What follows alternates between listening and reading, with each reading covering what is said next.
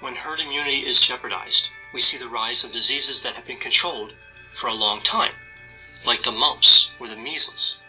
What about the consequences as they relate to the coronavirus pandemic? Right, so the anti-vax movement has certainly some risk associated with it. Does it have risk specific to this pandemic? Well, we are already seeing a number of consequences from these conspiracy theories about the pandemic.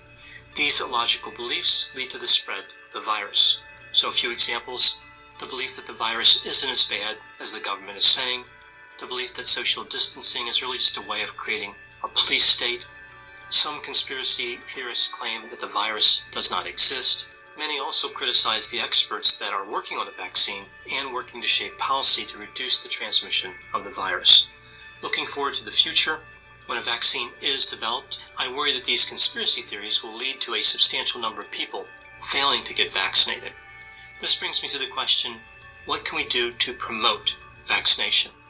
The answer to this question may seem simple, right? We could talk about how anti-vaccination isn't logical, how it isn't supported by evidence.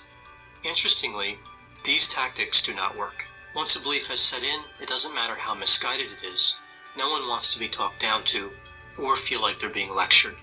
So if refuting anti-vaccination thinking doesn't work, perhaps just promoting pro-vaccination messages would be successful. The evidence of the overwhelming success of the vaccines should stand for itself. Well, the scientific evidence is indisputable, but as it turns out, that doesn't work either. It actually may be harmful.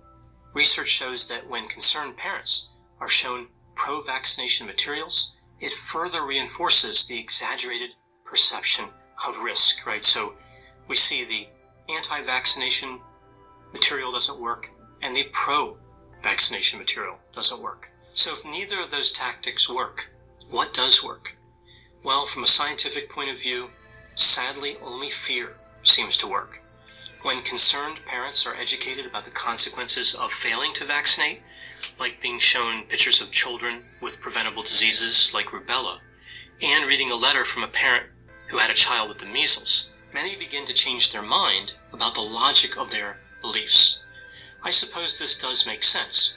If an anti-vaxxer was originally motivated by fear, it would make sense that facing these horrible consequences of this anti-vax attitude could also be used to change beliefs.